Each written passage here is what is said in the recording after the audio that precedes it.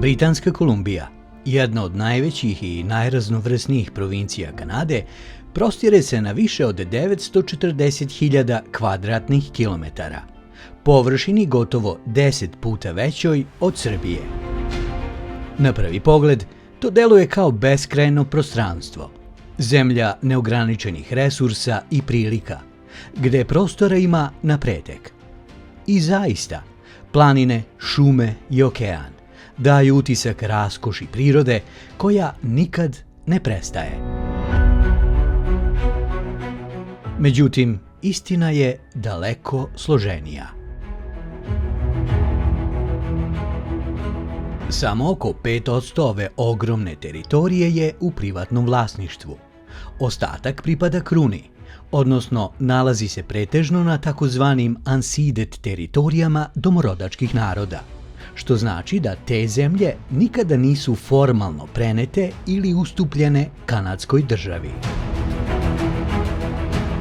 Priča o vlasništvu ogromnog prostranstva, prirodnog bogatstva i nemerljive količine resursa Britanske Kolumbije nakon više od 150 godina izvučena je iz naftalina.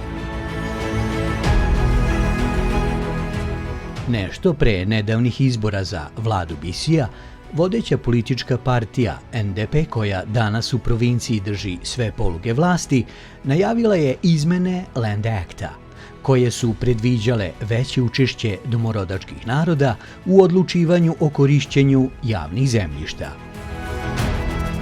It was a bit of a bombshell, as it indicated First Nations would co-manage all of the BC Crown lands. That's 94% of the province. Međutim, zbog snažne reakcije industrije, političke opozicije i dela javnosti, vlada je privremeno povukla predložene izmene, ali ne i svoje namere. Korak po korak. Then this spring, an agreement between the provincial government and the Haida Nation announced the granting of Aboriginal title throughout Haida Gwaii. Vlada Britanske Kolumbije i Haida narod prošle godine potpisali su istorijski sporazum kojim provincija priznaje Haidu narodu Aboriginal title nad arhipelagom Haida Gwaii, u čijem se sastavu nalazi više od 200 ostrva i zemljište prenosi u njihovo vlasništvo. Ova priča tada je prošla gotovo neopaženo. Prešlo se na sledeći korak. In August, a judge from the BC Federal Court gave about $500 million worth of public and private property to the Cowichan tribes in a land claim settlement. Tačno tako. Avgusta ove godine Viši sud Britanske Kolumbije doneo je presudu koja je uzdrmala temelje pojma vlasništva. U slučaju Cowichan Tribes vs. Canada, sud je priznao da deo teritorije grada Richmonda, koje uključuje zemljište na jugoistočnoj strani ostrva Lulu Island, zapravo pripada Cowichan narodu, jer kruna nikada nije legitimno stekla pravo nad tim prostorom. U presudi je po prvi put u modernoj istoriji Kanade poništen deo državnog vlasništva, čime je izazvala ozbiljna pravna pitanja u vezi sa privatnim svojinskim pravima u tom delu grada. The decision affected private property rights immediately within the area the title was declared. I tako je preko 150 vlasnika dospelo u pravni limbo, ne znajući da li svoju nekretninu mogu da prodaju bez prethodnog odobrenja. I would have no idea if it's legitimate, if I can do it on my own or not. Ili da obnove kredit koji su plaćali godinama. Do you have a mortgage on your property here in Richmond? I do. Have you spoken to your lender? I have. And what have they told you? They are not renewing it. Wow. Sudska odluka, upakovana u nebrojene citate i pozivanja na niz uredbi i članova, ostavlja više nego dovoljno prostora za sva moguća tumačenja.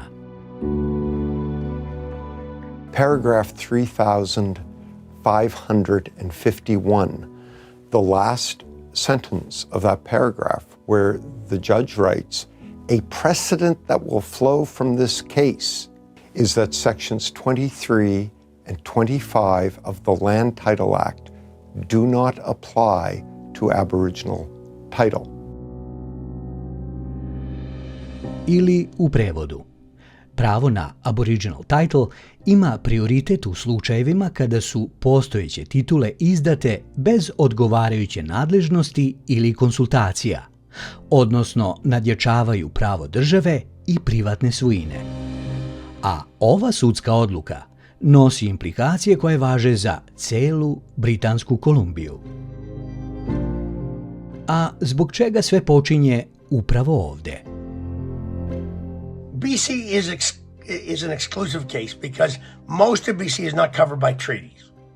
Most of the rest of Canada is covered by treaties from the 18th, 19th and 20th centuries.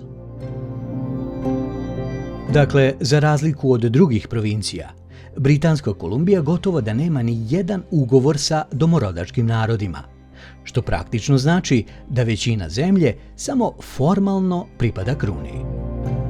A šta je ono što se recimo u Metro Vancouveru može nazvati zemljom prvih naroda? Pa praktično sve. A to se aktivno i svakodnevno potvrđuje od 2022. godine, kada je reč reconciliation, odnosno pomirenje, postala svakodnevna mantra. U vladinim mailovima, potpisima profesora, novinara, pa čak i zaposlenih u korporacijama, pojavljuje se gotovo identična rečenica. Izraz zahvalnosti za mogućnost života i rada na tradicionalnim, nikada zvanično predatim teritorijama domorodačkih naroda ove oblasti. Territory acknowledgement čuje se i pre početka nastave u školama, na ceremonijama, okupljanjima, a sve sa ciljem priznavanja prava prvih naroda i promovisanja pomirenja. No, čini mi se da se dešava upravo suprotno. They're repeated ritualistically to instill the belief that our country is illegitimate, that Canada has no right to exist, that our ancestors are evil, and our history must be abrogated. They tell our children that we stand on stolen land. Predlog zakona da se čitanje teksta o teritorijalnom priznanju ukine u školama odbijan je gotovo jednoglasno, i to već na njegovom prvom čitanju. I šta dalje? Pandorina kutija upakovana u termin pomirenja otvorena je.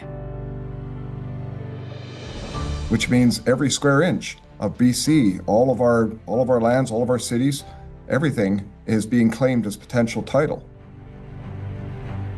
Pitanje je zbog čega i zbog koga.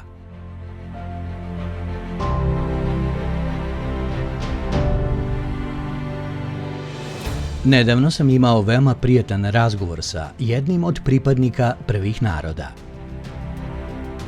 Dok smo sedeli u parku, nedaleko od gradske bolnice u kojoj je njegova supruga bila na dijalizi, govorio mi je o porodičnoj istoriji, nasleđu i budućnosti. Iako je od oca nasledio velike posjede zemlje i šuma, iste čuva iz poštovanja prema tradiciji i porodici, dok sa suprugom, kao i sve veći broj stanovnika ove provincije, svakodnevno vodi bitku za preživljavanje u jednom od najskupljih gradova na svetu. Nas dvojica nismo imali nesuglasica i nismo morali da se izvinjavamo jedan drugom, samo da zahvalimo na odvojenom vremenu i ukazanoj pažnji. Mislim da tako i treba da bude.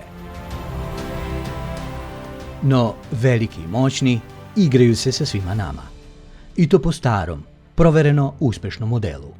Zavadi pa vladaj. It's not a good feeling at all in the morning to think You could lose your house here or become worthless.